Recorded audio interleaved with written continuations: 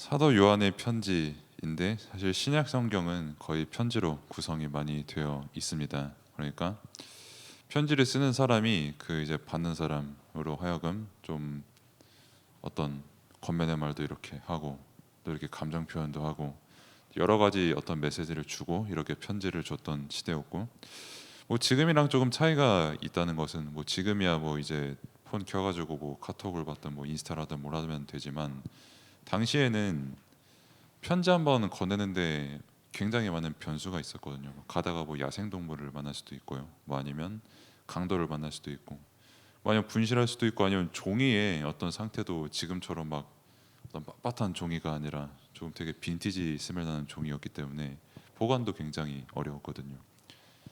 근데 그런 모든 과정들을 다 감수를 하면서 사도들이 이제 성도들 그리고 이제 다른 동역자들에게 편지를 쓴 것은 그만큼 중요한 내용을 담고 있었다라는 뜻이고, 그만큼 하나님의 뜻을 담고 있었던 그 편지였다. 그리고 오늘은 사도 요한이 썼던 그 편지를 두고 하나님께서 그들에게 그리고 우리에게 주신 말씀을 확인을 해야 되는 것인데,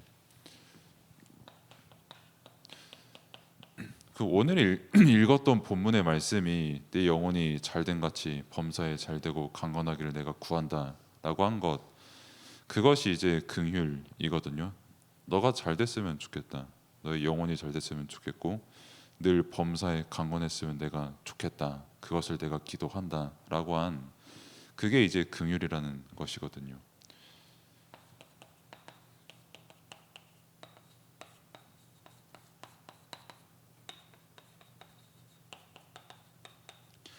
자, 마태복음 5장을 우리가 함께 쭉 보고 있는데, 강단을 통해서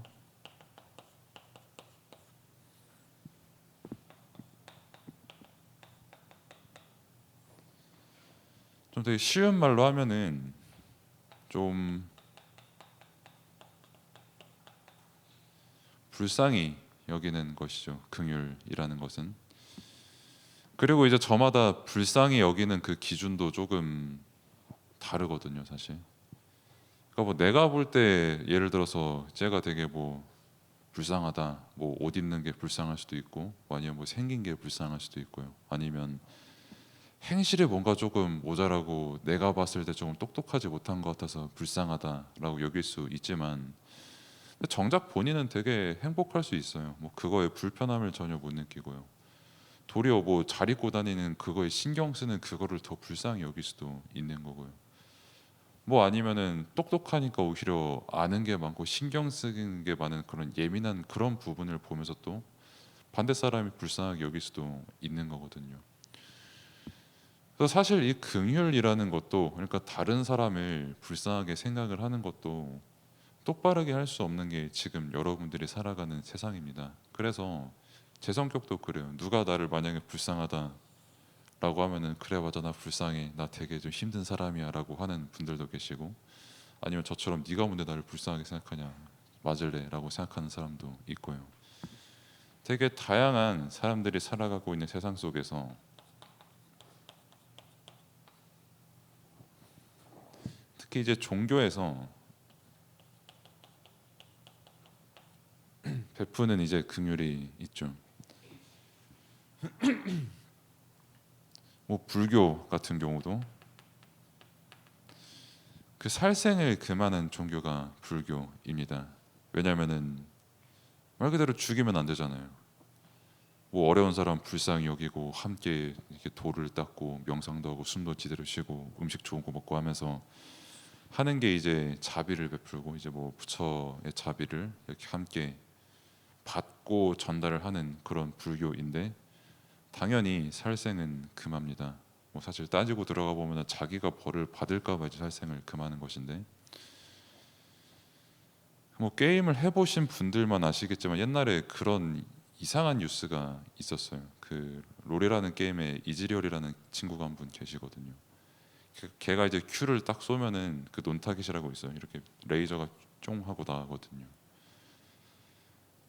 그러니까 그 어떤 한 스님이 이 이즈리얼의 장인이었어요. 그러니까 굉장히 게임을 많이 하시고, 그러니까 사람이 이제 기자가 물었어요. 아니 그 온라인 게임 상에서 그 뭐냐 이 쫄들 죽이는 거는 그건 살생이 아닙니까? 라고 스님이라고 물어보니까 스님이 나는 살생한 적이 없다. 다만 내가 이 날린 스킬에 그 녀석이 다가와서 맞았을 뿐이다. 라고 굉장히 교묘히 자신의 살인 행위를 부정을 하는 그런 기사들도 봤었는데 되게 웃긴 기사였습니다만 사실 되게 자기가 살생을 안 하고 싶다. 그리고 좀 쉽게 말하면 남들에게 피해 끼치고 싶지 않다라고 해서 자기 마음대로 되는 게 아닙니다, 사실. 지나가다가 뭐 개미 한 마리 밟을 수도 있는 거고요. 뭐 아니면 저처럼 옛날에 길 가다가 뭐 개한테 허벅지를 물릴 수도 있는 거고요. 자기 마음대로 되는 게 아니에요. 불교 이론대로. 또 그리고 뭐 천주교.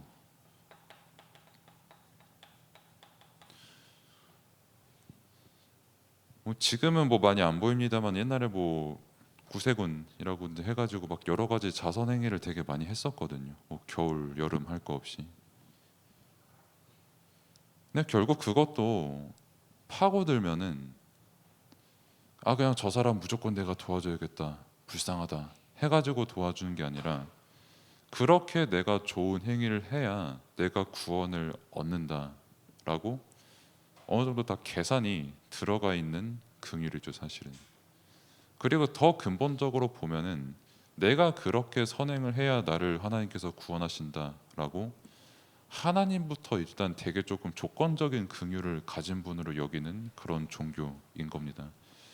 뭐 불교, 천주교, 힌두교 뭐 다른 종교도 쭉쭉쭉 다 마찬가지고요. 뭐 종교뿐만이 아니라 일반적인 세상을 살아가는 그 모든 환경 속에서도 긍휼은 되게 제한적입니다.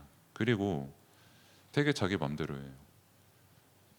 한 번씩 나는 진짜 아무렇지도 않은데 여론에 의해서 내가 되게 불쌍한 사람이 될 때가 있거든요. 나는 나에 대해서 만족을 하는데 그런 것도 얼마든지 겪을 수가 있는 세상이고요. 아무튼 그런 세상 속에서 여러분들이 살아가는데 그럼 성경에서 말하는 긍휼은 뭐냐라고 했을 때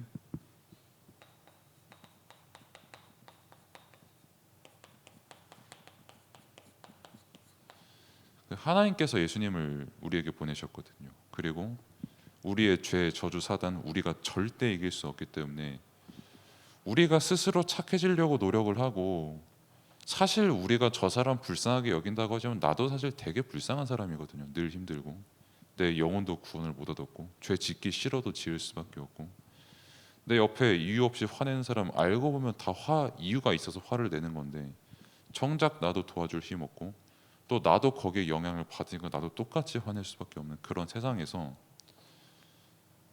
십자가를 지심으로 우리의 모든 죄와 사단의 것에 완전히 멸하신 그 그리스도를 보내신 그게 진짜 긍휼이고 은혜다. 그리고 그 긍휼 하나님의 긍휼을 입었으니까 그 은혜를 누리면서 자기 자신과 현장을 보고 기도하라는 겁니다. 현장을 긍휼히 여길 수 있는 사람, 뭐 단순히 뭐 감정적으로 또 아니 반대로 되게 이성적으로 막 불쌍하다 이게 아니라 하나님께서 진짜 긍휼히 여기는 그 사람의 영적인 상태, 구원받지 못한 상태, 평생 죄 지을 수밖에 없는 그 상태에 있는 그 사람을 두고 내가 하나님의 긍휼을 기억하고 기도할 수 있다면 그 누구도 용서할 수 있고 그 누구도 이해할 수 있고 초월할 수 있습니다. 그 응답이 지금 우리에게 임한 것이고 사실 근데 이 말씀 받고도 교회 문 열고 나가는 순간 보통 우리 입에서 가장 먼저 나오는 생각 오늘 왜 이렇게 춥냐일 거예요. 아마 춥죠. 추운데 뭐 옆에 나 짜증나게 하면 나도 짜증나죠. 하나님의 추워도 하나님의 긍휼 따라서 너무 춥구나 이게 아니라 그냥 춥거든요. 그러니까 말씀이 잘 기억이 안 나요. 근데 그럼에도 불구하고 오늘도 여러분들이 말씀을 듣는 것은 이 자체가 하나님의 긍휼이고 현장에서 다른 거에 속지 마라. 뭐 세상에서 말하는 긍휼 누가 막 불쌍히 여기는 거 알아줬으면 좋겠는 거 막 감정 공감해줬으면 좋겠는 거 그게 위로는 될 수 있어도 답은 아니다. 진짜 너희들의 답은 하나님께서 너희에게 긍휼을 베푸신 것과 그것을 기도로 누리는 거다라는 것을 말씀을 통해 우리에게 분명히 말하는 것입니다. 그 긍휼을 알기 때문에 사도 요한이 말할 게 그래서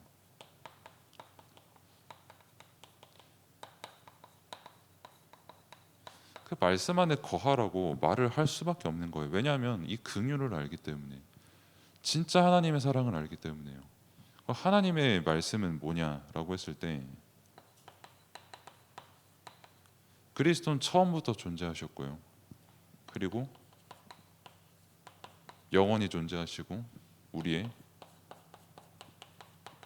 기쁨이 되십니다.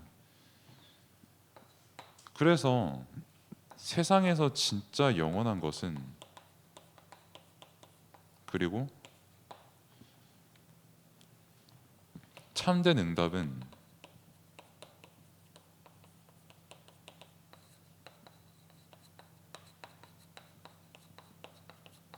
영적인 것밖에 없거든요. 뭐 아무리 내가 뭐 좋은 옷을 사 입었다 해도 관리 잘하면 10년입니다. 10년 이상 잘 못 가요. 10년 넘어가면은 아무리 브랜드 옷이라고 해도요, 티가 굉장히 많이 납니다. 악기도 마찬가지죠. 악기도 마찬가지고 뭐 다른 것도 마찬가지고 요거 마이크도 마찬가지고, 사람도 100년 살면은 웬만해서는 이 세상 사람이 아닐 수 있거든요. 영원한 게 없어요. 그냥 그때는 막 이게 막 평생 막 재밌을 것 같은 막 게임인 것 같고 뭐인 것 같고 해도 그것도 다 한순간입니다. 진짜 영원한 것은 무엇이냐라고 했을 때 영적인 것. 그럼 내게 있어서 진짜 참된 응답이 뭐냐라고 했을 때 그것도 결국 영적인 것이에요. 이 영적인 것 전혀 모르고 그냥 눈에 보이는 것만 가지고, 아, 쟤 조금 못 먹네, 불쌍하다. 아, 쟤 조금 못 가지고 있네, 불쌍하다. 사실 본인이 제일 불쌍한 겁니다. 영적인 것 전혀 모르는 상태, 진짜 참된 응답이 무엇인지 모르는 상태. 그 참된 응답이 무엇인지를 알고 긍휼이 무엇인지를 알고 진짜 예수님 십자가에 못 박히신 그 의미를 알았던 세례 요한이기 때문에, 그래서 오늘 본문에 나왔던 대로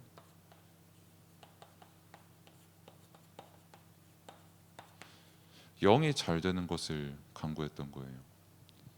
여러분들이 왜 교회에 나와서 예배를 드려야 되냐라고 했을 때 이것 때문입니다. 하나님께서 여러분들의 영혼을 분명히 지으셨고 여러분들은 분명히 영적 존재예요. 사단의 영향을 받을 수밖에 없고 사단의 작품의 영향을 보고 그래서 기뻐할 수밖에 없고, 그래서 누구도 말하지 않았는데 내 양심이 있고 죄가 있고 다 있거든요. 그런 여러분들에게 진짜 답이 뭐냐, 그리고 이 영적인 사실을 말하는 곳은 진짜 교회밖에 없거든요. 말씀이 전파되는 곳이 바로 이 자리거든요.